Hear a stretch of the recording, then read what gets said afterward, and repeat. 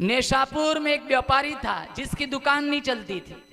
उसने अपने दोस्त अहबाब से कहा, यार सबकी दुकानें चलती है, मेरी दुकान नहीं चलती। तो किसी ने कहा, नेशापुर में एक बहुत बड़े अल्लाह वाले हैं, उनके पास जाके दुआ करा, तेरी दुकान चल पड़ेगी। तो वो व्यापारी अल्लाह वाले के पास आया। वो खानकाई मिजाज के लोग होते थे, अपनी खानका में बैठे हुए थे, मुराकबे में, आंखें बंद है, नजर झुकी हुई है, तस्बीह घुमा रहे। कहा, हजरत जी आपकी निशानदही की गई है, मेरी दुकान नहीं चलती, वजीफा दे दीजिए। तो गर्दन झुकी हुई है। हजरत कहने लगे, बेटा पूरा पूरा तोल के दिया कर। तो ये भी सोचने लगे, इन्हें क्या पता चला कि मैं कोई डंडी मारता हूँ, जरूर ये बहुत बड़े अल्लाह वाले हैं।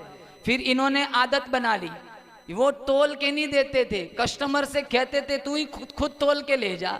इनके इस अमल की इतनी शोहरत हुई, चारों तरफ लोग 20 दुकान छोड़ के इन्हीं के पास सौदा खरीदने आते थे कि भाई ये तो इतना अच्छा व्यापारी है, खुद तोल के नहीं देता, कस्टमर से तुलवाता है, कोई ज्यादा ले जाए तो मना भी नहीं करता है। दूर दूर से काफले आते थे और यहाँ से सौदे खरीद के ले जाते। इतना पैसा आया, इतना माल बढ़ गया, वो जो तोलने के आले होते हैं ना, बट वो भी 500 किलो के, वो सोने के बनवा दिए। एक दिन दिल में ये बात आई, जिसकी नसीहत से इतना रईस बनाऊं, चलो अपनी कैफियत हजरत को भी तो सुनाओ। वो बट उठाया, खानका में पहुंच गए। कहा, हजरत आपकी एक नसीहत ने इतना रईस बना दिया, तोलने का आला भी सोने का बना दिया है। कहा, जाओ दरिया में फेंक दो। वो सोचने लगा, वापस गरीब बनाने का प्रोग्राम है,